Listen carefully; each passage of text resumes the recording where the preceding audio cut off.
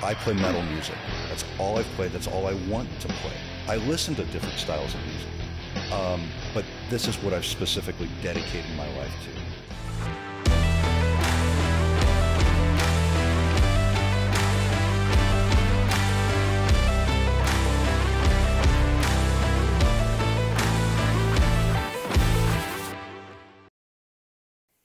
Welcome to Get Busy Livin. Today we got a great show for you today, and before I get into that, I want to talk to you about Merrick Health. Click the show notes to find out what you need to be doing to get in the best shape of your life with Merrick Health.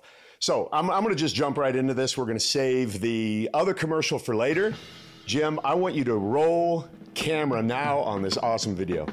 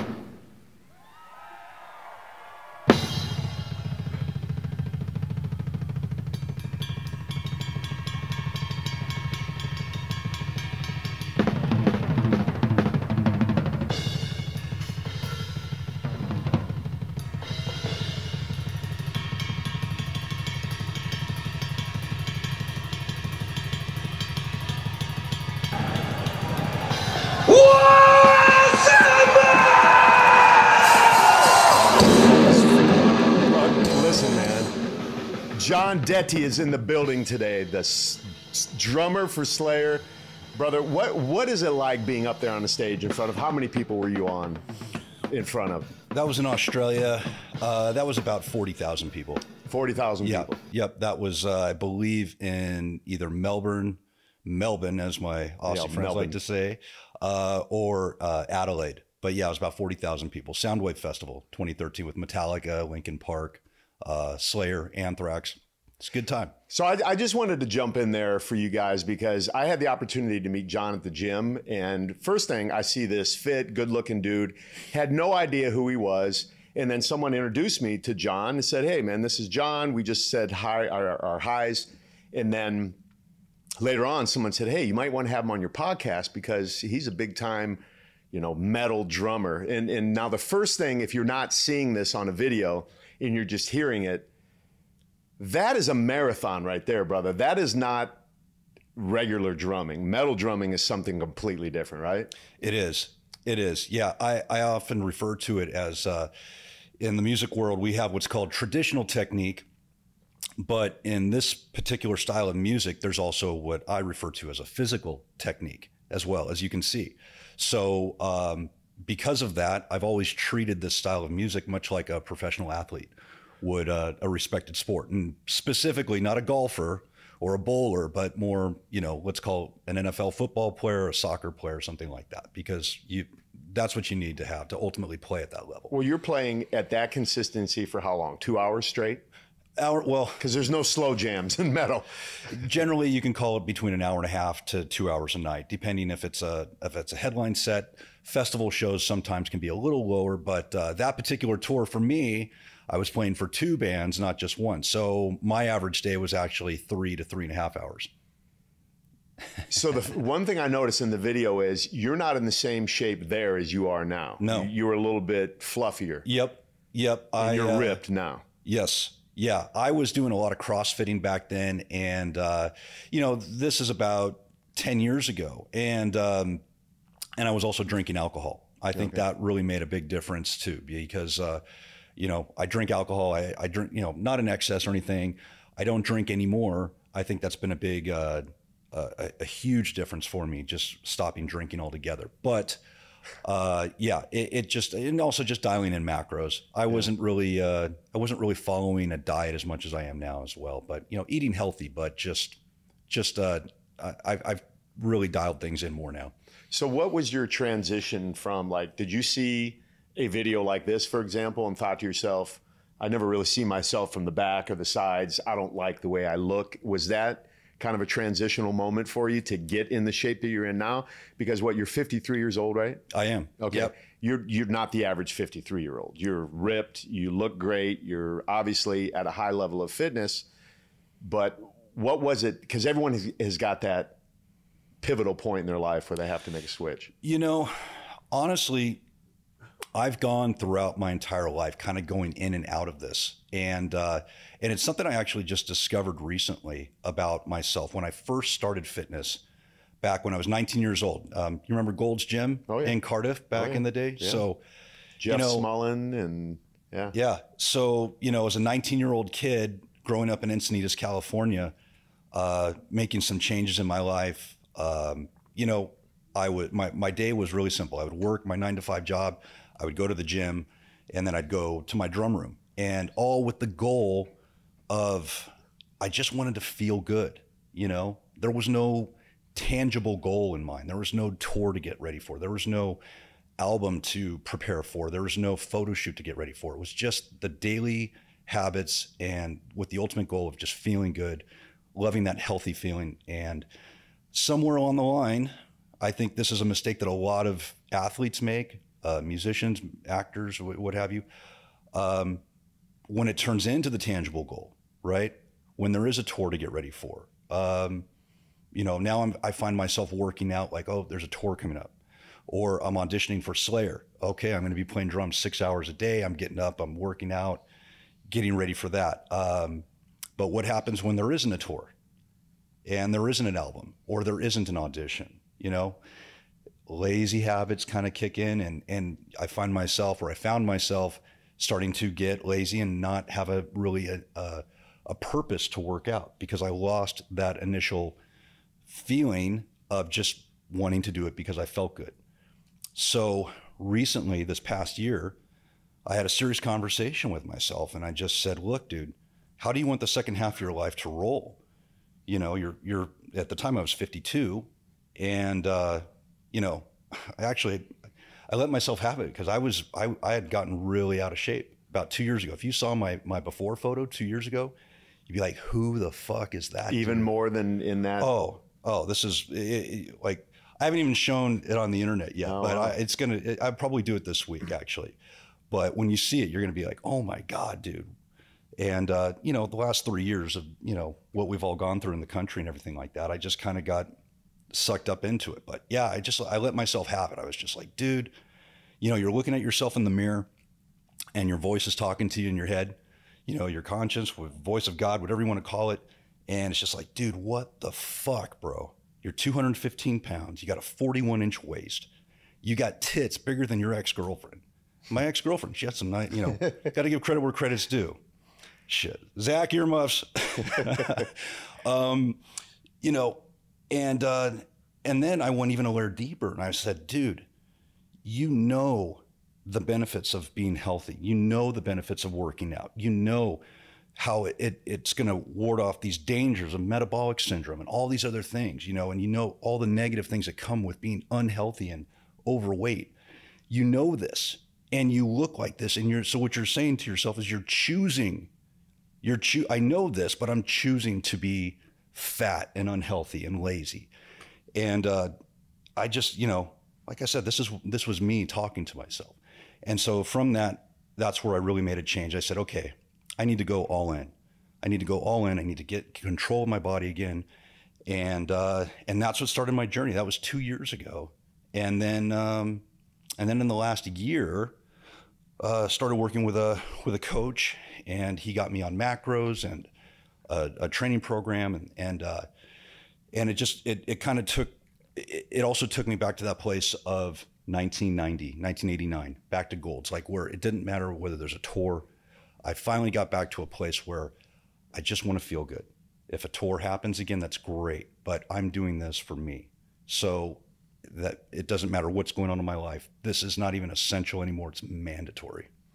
I love that, man. It sounds like a lot of your passion for what you did with drumming is kind of slowly migrating towards fitness, because you're not just speaking like a guy who made a transformation himself. You're speaking like a guy who wants to really get that information out to other men who might feel the same way. 100%. Yeah. And this is also something I just discovered recently as well, is that, you know, especially in the music industry, you got a lot of guys that are drinking and are overweight. And I've had so many friends and people that I haven't spoken to in years reach out to me like, bro, man, you look amazing. Oh my God, you know. And so I think there is a need for someone like myself. It's actually one of the reasons why I stopped drinking, because I never had a problem with alcohol or drugs, you know, but I understand that addiction is a very real thing. And there are people out there that struggle with that every day. So, you know, if me being sober or not drinking is going to help someone else that's perhaps struggling, and they can go, you know, God, I'm trying to get my life together, and it seems like everybody's drinking, but wait a minute, look at this 53-year-old guy over here. He doesn't do any of that. And look at the way he looks. And this guy's a heavy metal drummer, you know. No, one of the things I hate hearing is when people say, oh, it sucks getting old, you know. Yeah. Oh, my fibro this or my sciatica that. And I'm, you know, I just want to take my shirt off and go, please tell me all about it. Yeah, go ahead. No joint issues, no back issues, no carpal tunnel, nothing. My blood work is great. And this is a guy who, you know, I rolled a car when I was 18 years old. I snapped my femur bone in half. I mean, I was a mess as a teenager, man, you know, if anybody. And then doing this for an hour and a half every night, you know, you would think if anybody would have some back issues or some joint issues at this age, it would be me. Nothing. Do most drummers have those issues like carpal tunnel or? It's common. Yeah. I wouldn't say all of them do, but, you know, again, it's depending on what you're putting in or not putting in your body every day is either going to have a positive effect on your body as you go through the years or decades, or it's going to have a net negative effect. Right. So, you know, you look at some drummers. I mean, we could probably talk about, I mean, I don't want to name names, of course, but, you know, we have our favorite icon musicians that are out there that, you know, they're not looking the way that they used to in their 20s or 30s, you know, and you could tell that maybe they haven't been taking care of themselves as much as they could or should. So, yeah, if I can be an inspiration for those people, I'm all about it. Well, you obviously already are, because you said people you haven't heard from in years are reaching out to you saying, Jon, you look great, man. Yeah. Then the next question is, what can I do? And then you have that information because you've done it yourself and you know from firsthand experience what it takes to do. And not drinking anymore is probably the biggest catalyst for change that anyone could do. Man, it's been such an amazing effect on my life to just stop that. And it was actually, I watched a podcast. There's a gentleman named Andrew Huberman that not too long him at Golds all the time. Yeah. Not too long ago did a podcast on alcohol and the effects of the body. I think it was about maybe 10 months ago at the time that we're doing this right now. And when I mean, it's rare that I will watch a podcast. I mean, his podcasts are long, right? I mean, like hour and a half, 2 hours long. And I intently listened to that entire podcast and going, oh shit, is that why I felt this way? Is that why I felt this way? Is that why, you know, maybe I was holding belly fat on here? And that podcast is what really did it for me. You know, that's where I said, okay, I'm just going to stop. You know, I'm going to stop doing this. And it's been the best decision ever. Again, it's not a sober decision. It's not that something that I had a problem with. I look at it no different than, you know, I haven't had a Coca-Cola since 1992, you know, but I'm not in a room going, you know, hey, I'm a Coca-holic. I haven't had a Coke in 29 years or whatever it is. So it's just a fitness, lazy, bad habit decision that I decided to change. Well, it's a conscious decision. Like you said, it's not a sober decision. It's not something that was necessarily going to affect your life in a negative way in the way we frame it. Right. We don't frame alcohol with being overweight. We don't frame alcohol with a lot of the other things that happen. We frame it with you're an alcoholic. That's really, we put it into its own little thing, but there's so much more than that. Yeah. You know, it's empty calories, it's liver damage, it's effect on relationships. There's so many other things that there's really no upside to it. So with that being said, let's go back to the lifestyle of a metal drummer. Being out there on the road. That tour, I was really intrigued by the fact that you said that you were drumming for two bands. Yeah. Slayer and Anthrax. How did that happen? I mean, they're just like, okay, we got the dude here, because I was reading a lot of comments online. People love you. I mean, the comments that I'm used to getting shitty comments from people, you know, hey, you're this, you're that, and the other thing. Right. So it was very refreshing for me to read the comments in your post saying, hey, a masterclass in drumming, this guy's a legend, all of the things that you would want to hear as the person reading them. You know, so did they just say, we got a badass here, we got the beast, we're gonna have him do both? So, well, this is how it went down. In 2012, I got a call from Anthrax, from the original drummer, Charlie Benante, who's also one of my all-time influences and idols as a drummer growing up. That's the thing I got to preface about Slayer and Anthrax too. These are my influence bands growing up. So, well, you told your mom one day, yes, I'm going to be a drummer for Slayer. I did. That's badass, dude. Yeah, that didn't go over too well. But so 2012, I started filling in. You know, I guess we can just say Charlie had some challenges at that time and was unable to tour, and so he asked me if I could fill in for this winter tour that they had going on with Motorhead. That was late 2012. And then during that tour, it was decided, they asked me if I could do Australia, because Australia was going to be just a couple months later. And so, so I was going to Australia with Anthrax.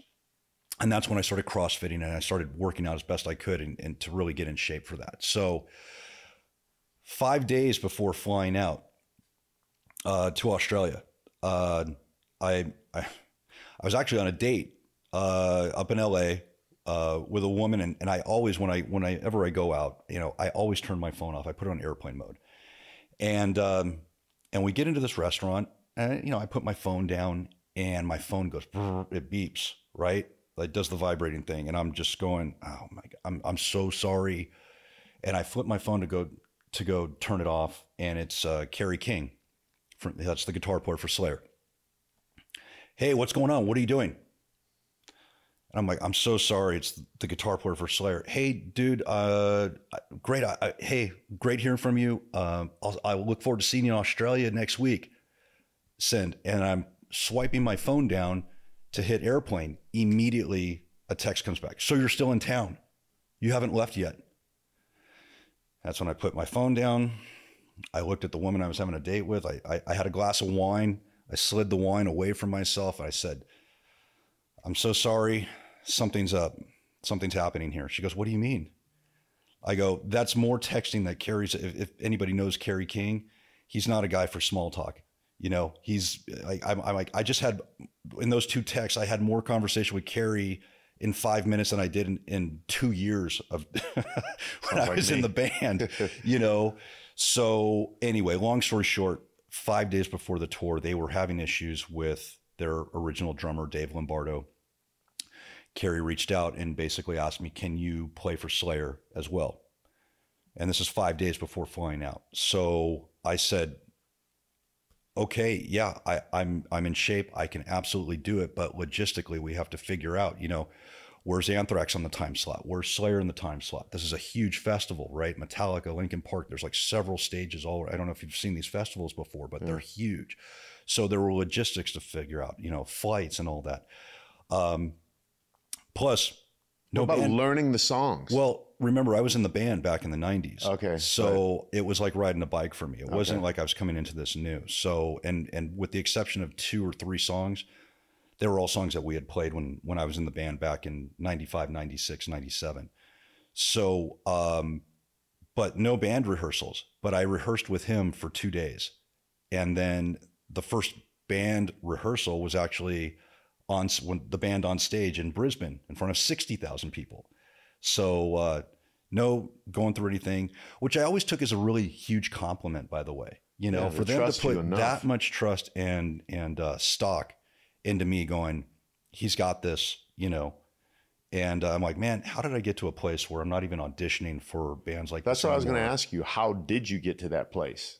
Because that's a question worth an answer. I know what I did in my career, and I know how I specifically set up. That's why I'm asking you that, because you're just walking out in front of 60,000 people. Yeah. They don't know if you were drinking all the time and you lost it and you never practiced, or you never put the headphones on in the album and played to it.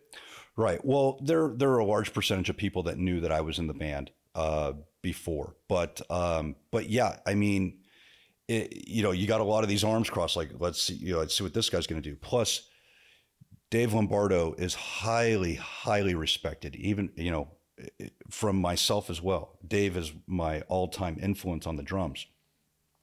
He's the original drummer for Slayer. So with the band firing him before this, I mean, it was not a pretty scene in the press at that time. Let's just say that. But so you had a lot of arms. It wouldn't matter who was coming in to play drums. Everybody's like, no Dave Lombardo, no Slayer, who's this guy, waiting for one little mistake or something like that. I mean, you're not going to please everybody. All I can do is do what I do, go out, give the best performance I possibly can, have confidence in myself going, okay, this is my drum set. It doesn't matter if it's in a room like this studio right here, or if it's on a stage in front of 60,000 people. It's the same kit, I know what I got to do, and we're going to go out and do it. And the real physical feat on that tour, though, was the fact that I was doing this for 2 bands. So I'm on stage with Anthrax first for an hour and 10 minutes, depending on where we were. And then I was off stage for about an hour and a half. And then I'm back on stage with Slayer for an hour and a half. So this was, I had my work cut out for me. Now I got to ask a question about that. Is that hard?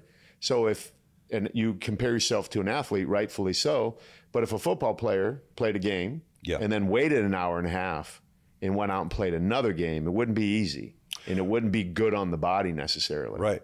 Well, and you got to remember, a football player, is he offense or is he defense? How much is the offense on the field? How much is the defense on the field? Is he sitting on the bench for half the time? Is he on the field the entire time? So for me, I'm not sitting on the bench, even though I'm sitting playing drums. I'm literally out there for an hour and a half, right? So it's a very physical thing, as anybody can see watching any of those videos of any heavy metal drummer. But in particular, though, there was a night in Sydney, Australia, where Slayer had a headline show.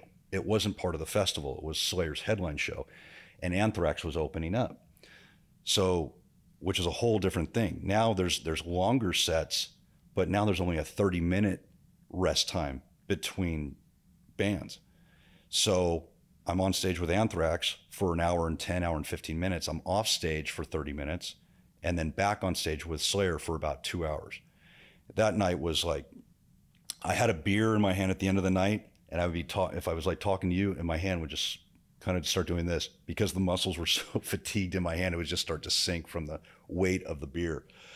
And, but I pulled it off. And, so it was just one night of the tour? Or did you do it multiple nights? Yeah, no, it was one night. Yeah. I honestly, I don't think I could have done that multiple nights like that. I was going to say, because I'm thinking about it, just watching 35 seconds of that. I'm like, I can't imagine how someone would do that for an hour and a half. Yeah. Rest, come back and do it again, and then do it every night. Right. That would be crazy. Well, and as you saw in that video that you played earlier, there's a difference between playing and performing. Right. Playing is just playing your instrument. You're sitting in a room, whether you're a guitar, or you see a guitar player on stage where they're doing, they're not doing these arm things and jumping up in the air, and doing, that's performing. And so of course you're working your body a completely different way. And as you can see, in that video that you just showed, like I'm standing up and hitting stuff and I'm really getting into the songs and you've got that energy from the crowd, which really feeds you as well. So, you can kind of manage that performance energy to a degree, but to do what I was doing it would not be realistic for me to do what I did with Anthrax Slayer on several nights in a row. The reason I was able to pull it off on that festival tour is because there was such a gap between the bands. I had more like an hour and a half, sometimes 2 hours between sets, and that allowed me to recover and then prepare for the next gig. So, but yeah, that one night, man, in Sydney, that was the ultimate feat. That was like the life calling, ultimate physical test for a drummer, right there. Has anyone ever done that before that you know of? Not that I know of. No. I mean, I believe I'm the only drummer on the planet that's played for 2 of these bands. You've got they're collectively known as the Big Four. You've got Metallica, Slayer, Anthrax, and Megadeth.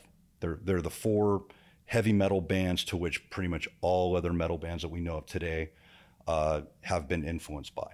So to say that I played for one of those bands or was a member of one of those bands is a privilege of itself. But to say I've done it with two, yeah, my life's complete. I'm good. Yeah, I'm all good. That's badass, man. So if today someone came to you and said, "Hey, Jon, we need you to drum in a jazz band," could you do it? I'm not. I mean, you could do it, right? But no, I'm not that guy. I look at my style of drumming. I'm a specialist. I have focused my life playing a very specific style of music. I could use the analogy of like doctors, right? You've got an orthopedic surgeon, you've got an oncologist, you've got a GP, right? It's like a brain surgeon. That's all he does every day, all day. He operates on the brain. And you wouldn't go to a brain surgeon and say, "Hey, I broke this bone. Can you set it?" He's going to go, "Orthopedics down the hall. I don't set bones. I wouldn't even know what medication to prescribe you. I operate on the brain," and vice versa. So I play metal music. That's all I've played. That's all I want to play. I listen to different styles of music, but this is what I've specifically dedicated my life to. And because of that, I'm a specialist, and I suspect that that's probably one of the reasons why bands will, in this genre, will just call me now and say, "Hey, can you help us?" as opposed to audition. I haven't auditioned for a band in over 10 years now. So, like I said, it's a good space to be in. But yeah, jazz, funk, fusion. I'm not your guy. Orthopedics down the hall. Right. Yeah, that's awesome. So is there anything on the horizon for you right now? Are there any tours or any hopes to... No touring set up for me right now. Actually, what I'm getting, my whole plan was to get control of my body first, get that under control. So, and I'm pretty much there. I just did my body fat testing 2 weeks ago. I'm at 9.5% body fat now. So I wanted to be in single digit land before moving on to phase 2, which is start creating products. So I actually filmed my first drum instructional program several months ago. But I still got a little jiggles on there. Now I'm deciding whether or not I want to reshoot it or not, because I'm like, oh man, I've got some extra body weight on there, but I don't know. But ultimately, were you shirtless in the videos? Or no. But ultimately, I am going to be releasing products later this year for drumming. My old coach. Is that your coffee company, Invader? I see you wearing that. No, shirt. This company is owned by a awesome gentleman named Wes Whitlock. He's he's a veteran. Was introduced to him through a Navy SEAL friend of mine named Ray Cash Care, and shout out to Ray. Yeah, Ray. He's former Navy SEAL. He's the best one out there. Just ask him. He'll tell you. Yeah, he will. Great guy. But yeah, no, I just, they send me coffee. I love the coffee. I love helping out veterans and supporting them wherever I can. So, but no, I'm going to be releasing digital drumming products. And then my old coach has been encouraging me to do a fitness program for people, kind of geared towards musicians and crew and people in the music industry. So now I'm seriously looking at something like that as well. Maybe like a tour workout. Absolutely. Because the one thing that all the coaches and mentors and influencers, I think the one thing that they have not experienced, maybe even yourself, is time zone change. Jet lag. It's one thing to go through, being a 3-hour time zone change, like here in the States, West Coast, East Coast, 3 hours, big whoop. You go 12, 14, 17, 19 hours into time, and then immediately have to perform. I mean, that well, you go to Australia. What you just saw right there, that's 17 hours ahead of time, right? And a lot of people, they really haven't experienced jet lag. And if they have gone into time like that, it's usually to sit on a beach somewhere, with a drink, with an umbrella sticking out of it, or maybe they're in an air conditioned room talking about a real estate deal or something like that, but to do to go into time like that and immediately have to do a physical feat like that every night. Even the crew, those guys work their ass off, man. Loading. I mean, somebody has to set that entire stage up and tear that entire stage down. And that gear is heavy, and those guys are up early, they're up late. I don't know how they do it. So if I can help musicians write songs about those guys, man.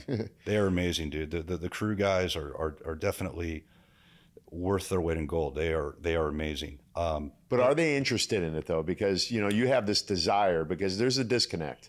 I deal with it every day. You see people and you want to help them because you see the hard work they're doing, but they're so locked into a lifestyle, especially I would think that those crew guys, because that is a completely different lifestyle than we'll call it a regular person. Well, again, someone that I respect and admire a lot recently said that it's easier to make millions of dollars than it is to change your body. Yeah. Changing your body, regardless of what you do in life, is probably one of the hardest things that somebody can actually try to do. And we can make it sound easy, and we can make it sound, hey, just change your diet habits, change your fitness. It's hard, right? How many people watching this right now have tried a program and then fallen off? I've got friends out there, hoorah, I'm gonna get into it. Back to drinking and titties. Yeah. It's hard. So, and it's just from a result of years or decades of just negative, lazy, habitual habits, right? And to break those habits, it's really tough. So it's going to just take somebody to be inspired by, I think. At some point, someone will connect with someone, I mean, I did, I connected with a gentleman named Wes Watson. And, first thing that connected with me is this guy yelling, men are not supposed to have tits. And I was like, fuck, I got tits. And that's not, he's right, and, but whoever it is, somebody will connect with someone that they'll be inspired by, that they'll want to make that change, or they can see that change is possible. Right. So like I said, in the music world, if I can be that change for them, regardless of where they're at, maybe they're all partying and drinking, but maybe one of them says, hey, you know what? I'm not feeling so hot right now. And you know what Jon's doing, man, look at him. Look at how energetic and healthy he is. And he's 53, I'm already looking at 54, 55, 56, man. I'm going to be in better shape then than I am now. I mean, that's the whole deal. So, spread the message, and hopefully it will resonate with somebody, and we'll start changing some lives. Yeah, it will. And you're the right person to go into that world and do it, because they know who you are. You know the lifestyle. You can speak the language.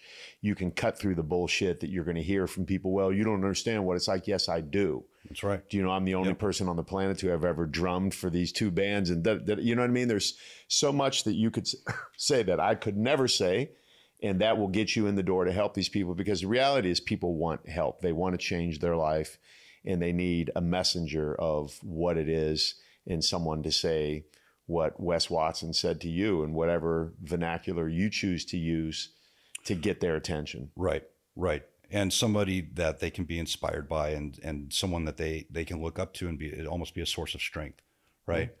So, again, it's all of the above. And as you said too, I am in that world, right? I have gone through those time zone changes. I do know what, so for somebody to say, oh, well, you don't know what it's like to go to Europe and be on tour and have to work out. No, I do. Yeah. The food there, the beds there, this there, that there. Just the traveling, I mean, you're in Europe, you're already on a 12 or 14 hour time zone change. You're getting back from a venue to a hotel at, I remember, playing Berlin, Germany, back, several years back. We got back to the hotel at 2:00 in the morning. We've got a 5 a.m. lobby call because we're flying to Milan. We were flying to Rome or Milan in the morning. I think it was Milan. And, 3 hours. I still have to shower.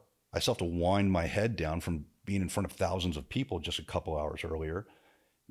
So 3 hours in a hotel room is really more like 45 minutes of sleep. And then I'm going to get on a plane, right? And I'm going to sit at an airport. and do it all over again, probably the very next day. So you have to take all of that into account. But, you know, your weakness is going to be their way out, right? So the less weaknesses that I have, then the less excuses somebody can throw at me. So that's the way I also look at it. Yeah, it's great. A great example, man. So speaking of beer and titties, going back to the lifestyle of a metal drummer. And so we have all of these ideas like hotel rooms being torn apart, drugs flying everywhere, you know, chicks coming backstage, the whole imagery that we've created around what you do. Yeah. Like, how close is that to being true with what you've experienced? Because that's based in some truth for some people, but not everybody. Yeah. And then the other thing too, that I read in one of the comments, a guy asked with Slayer, like, how did you deal with all the satanic imagery and all of that? I loved your response to that, by the way. It's like, listen, this is marketing. You know what I mean? It doesn't affect me. Right. But a lot of people don't get that. Well, to answer the first part of your question, I think a lot of what you described with the partying and stuff, that was really something really more kind of in the 70s and the 80s, maybe even earlier. But my experience, you know, I was very fortunate. I got all of that out of my system by the time I graduated high school. And even more so, I was fortunate that the bands that I was playing for, you know, I started my career with a band called Testament in 1994. And then from Testament went into Slayer, went back into Testament. You know, this was in the 90s. And those bands were established. They had kind of already, if they were doing that lifestyle, they already kind of got it out of their system. Many of them were married. They weren't single. So I was very fortunate that I was going into bands that were kind of already been there, done that, and, you know, weren't really, you know, the whole party thing. I mean, people were drinking, of course, and having a good time. But as far as like, you know, bringing a bunch of chicks on the bus and stuff like that, I mean, that you know, or hotel rooms and trash in hotel rooms. No, again, you see what we're doing on stage, man, again, you know, you have some fun, but at the end of the day, you've got to take care of your body. You got to sleep. And, you know, nobody, at least the bands that I've played with, nobody was even drinking before we'd go on stage. You know, it was very serious. Like, you know, look, this is our company. This is our brand, and these are our fans that we're playing to. We've got to give them a great show. I mean, there's a high work ethic. There's a reason these bands are or were at the level that they're at. You know, the big four, they're there for a reason, right? Big work ethic. You know, I mean, you know, bands like Metallica. I mean, you know, people can kind of harsh on the drummer right now. I think he's one of the most amazing, influential drummers of the genre. But without question, his tenacity, his focus, his determination, his vision for the band is truly one of the reasons why Metallica is where they're at. So, but that all said, there's a big illusion of the partying that goes on. But I didn't, like I said, I didn't really partake in that to any excess other than just casual drinking. To answer your second part of the question, the whole satanic thing, yeah, it is marketing. You know, it's much like a James Cameron film. I don't think James Cameron, when he wrote The Terminator, he envisioned, you know, cybernetic robots coming to Earth and actually, you know, destroying the planet. I think he was like, this seems like a really cool movie. You know, this will be a great script for a great movie. I think that back in the 80s, when this music was coming of age in the music world, or, you know, in the industry, I think you had record labels going, how do we market this? And the satanic thing just kind of seemed, you know, it's heavy music, there's loud voices and stuff like that. And that just kind of seemed to fit, you know. It even tied into some of the more glam bands. You know, if you look at a band like Motley Crue back in the day, there was pentagrams everywhere. Like the first, like, you know, like I think it was like the second album, Shout at the Devil, right? And, but, you know, people, like, I'm not a religious person. I'm a spiritual person, but, you know, when people say, oh, you worship Satan, I'm like, I don't subscribe to that. You know, I'm, you know, I hope I'm not offending anybody of faith, but it's just like, if you don't believe in the devil, you know, or you don't really subscribe to that life or that faith, you know, how could you worship it? You'd have to be, you know, I guess almost you'd have to really believe that faith, that part of it exists and it's part of you. But I just never, that just was never me. So I tried not to offend people when I say that, because again, I respect everybody's belief or what they want to believe, and as it should be, never attack somebody's faith for what they believe in. Well, and that goes true the other way as well. Like if, for example, someone chose to worship the devil or whatever, it's their business. You know what I mean? It's their business. And, right. and I wanted to bring this up for that reason, because the question I have for you now is, have you ever gone through the Bible Belt, for example, and played a gig somewhere in the Bible Belt and been protested outside because of the imagery? Oh yeah. So what's that like? I mean, how much hate was being spewed at you? Yeah. So this was back in the 90s. Okay. This would be a Slayer tour. I think we were playing Kansas, or maybe it was Kansas City or somewhere back there. Maybe it was Idaho or Iowa or Des Moines, Iowa, or something like that. Yeah. But, they would come, our tour manager would come to us early in the day, say, hey, there's a big protest going on. We're going to have security bring you guys around this way. And just so you know, just kind of, make sure that we're kind of sequestered in this area back here. And out front, they were just a huge crowd of some church group that was just protesting. And but I've even had people get a hold of my phone number, find out the hotel room I'm in, get death threats. I've had death threats and people saying, you're going to burn in hell and this and that and the other. And I'm like, okay. That's real Christian, people. That's real, if you're trying to win somebody over to a different belief system, that's certainly no way of doing it, right? And you're sitting here going, I'm not even a religious guy. I just got my dream come true. I'm drumming for this band, minding my business, practicing. Now I'm being attacked by somebody who doesn't really understand that this is not what it seems. Yeah. So often in life, right? That's what happens. There's just this misunderstanding of what reality is. Yeah. And everybody's going to have their own opinion. I mean, and especially in today's age with the internet, I mean, everybody is talking about comments and trolls and this and that. And I guess I got kind of prepared for all that. All of us did that. We're experiencing this back in the 90s, people are going to have their own opinions. If somebody has a negative comment of me on the internet, I don't let it affect me really. I know for some people they get really hurt by it or it affects them. But I kind of look at it like, people that are putting comments on the internet now, this is the warm fuzzy blanket at night for me. As I read this comment, this negative comment, I say to myself, what qualifies you to make that assessment of me? Right. If you were a journalist, if you were someone that went to journalism school or you review bands and you had experience and knowledge in this or you field, played heavy metal drums, right. That'd be the best one. Right. I mean, then I guess I could look at that opinion and say, okay, he doesn't like what I did, but at least I can kind of respect we can agree to disagree. But when I see someone writing, many of these guys writing comments, I just think this is some teenager or some young adult in front of a computer somewhere writing comments. And I'm just like, what qualifies you to make that assessment of me? And I would encourage anybody that gets hurt or something, they have a negative response to a negative comment, just keep that in mind. Just ask yourself, what qualifies that person to make that assessment of you?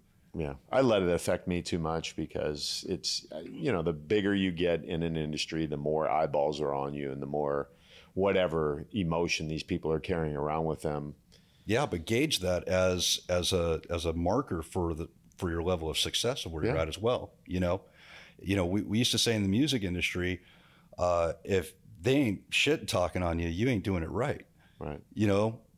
Meaning you want those eyeballs on you. There's no such thing as bad press, at least not in our neck of the woods. No, there definitely isn't. And it's, it's still hard. Sometimes I was dealing with something today and I'm like, I'm going to call this dude and just let him know I'm a nice guy. And I've done that on many occasions and I win them over 100% of the time because they realize I am a good guy and I'm not a liar and all this sort of stuff. But anyway, you say you grew up in Encinitas? I did. Yeah. Remember the sheepskin store next to Hanson's? Yes. I used to own that. Yes, I do. I remember that. And that's, man, I actually went to, I believe I went to junior high and high school. Sage Hansen, I think was his name. Yeah, okay. Hansen. I grew up at Olivenhain is where I live for the San Diego North County aficionados. Olivenhain is part of Encinitas. And I think the Hansens lived right down the street from me in Olivenhain. Yeah. But yep, I love it. You know, I got to tell you, I've traveled all over the world, and you know, when you get a chance to experience the world, it gives you so much more of an appreciation for, you know, me personally, for Encinitas and San Diego, just because of the climate and the lifestyle. I mean, I'm like, man, we grew up on this beach here, but when you go visit the rest of the world, you really get a perspective of how awesome it is, you know? So I feel so fortunate that I grew up there, and you know, I actually just shot a video down Georgia's. Remember where they used to launch the Hobie Cats down there, right across from Las Olas? And I used to run on the beach there. I would work on my double bass. And one of the things I would do to try and increase my double bass speed is I would go run on the beach, but I would run in the heavy sand. So I did a video just this past weekend. I went down there showing everybody, this is where I ran right down here. You know, there's where the Hobie Cats went out and all that. And but yeah, it's I've lived in Encinitas. I live in Carlsbad now, but went to, you know, I essentially moved to Olivenhain when I was 2 years old.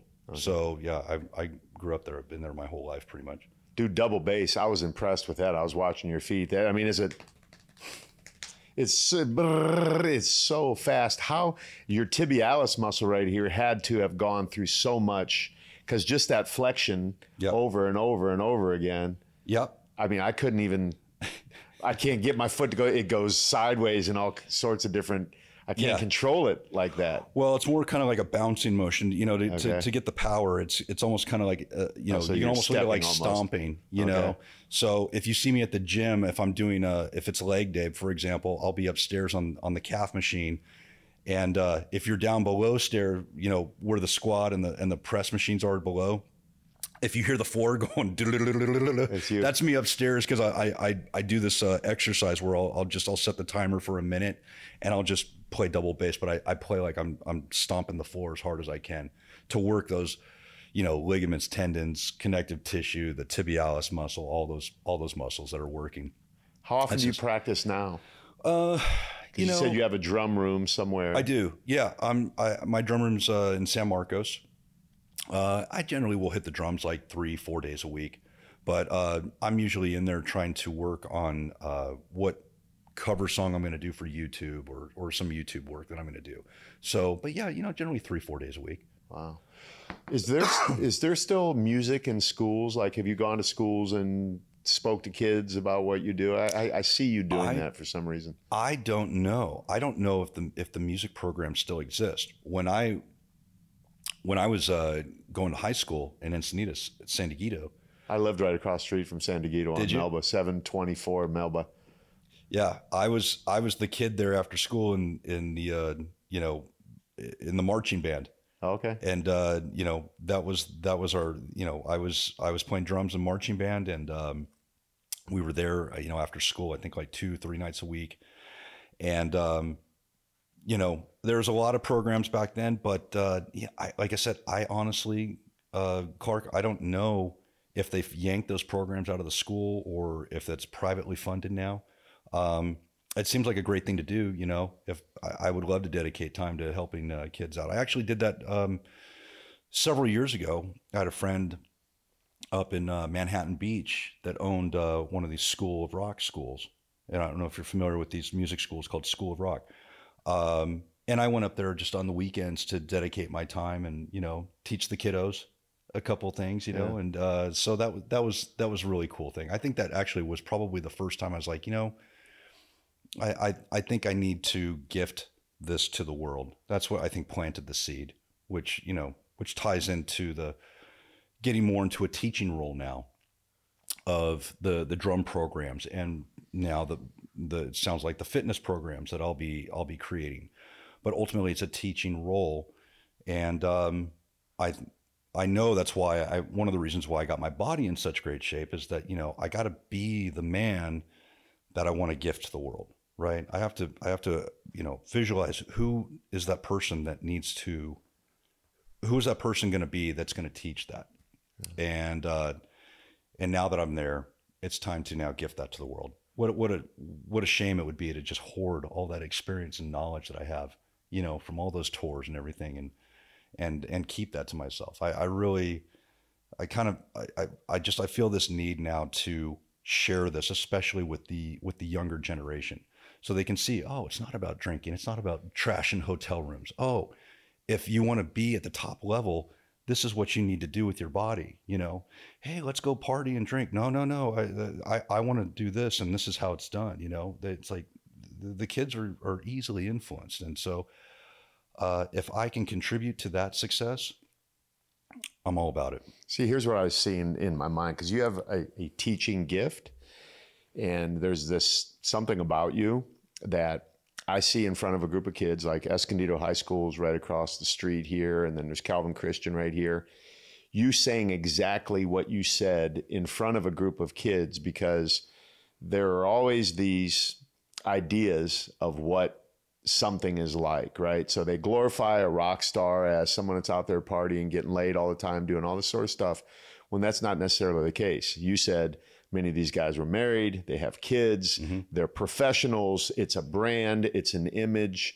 And if you were, you know, you walk up with a drum kit, you sit in an auditorium, you have a whole school full of kids, you blow their mind with the gift that you've been giving the world already for so long, because you've been doing that already.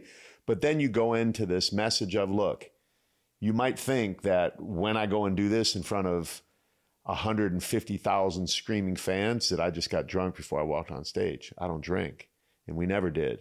You might think that when I left that I got 1 million keys, but I didn't. I never did. You know what I mean? And that thing, it leaves such an impact. So there's something there in that I just want to plant a seed in you to start really, because you're headed that direction anyway. And it sounds like you have a desire. You had mentioned something at the very beginning. You shouted someone's name out, like, plug your ears, Max, is what you said? Oh, Zach. Zach. Is Zach? Yeah. Who's Zach?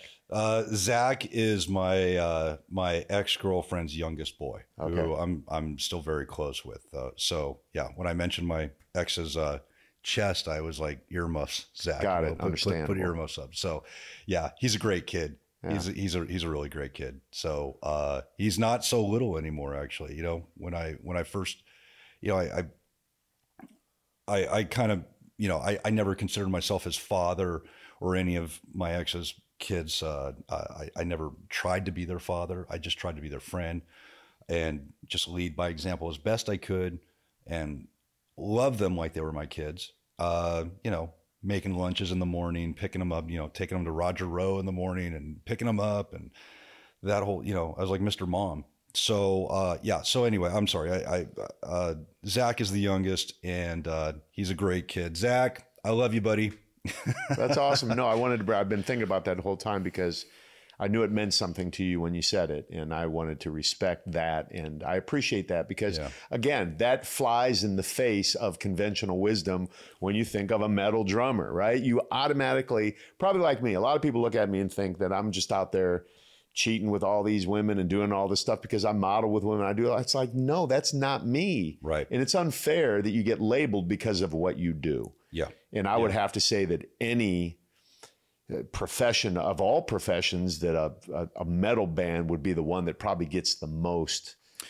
Yeah. And again, you know, there's always going to be that public perception of what it is. And, you know, to a degree, sometimes that might not be a bad thing for marketing. No, it's a great thing.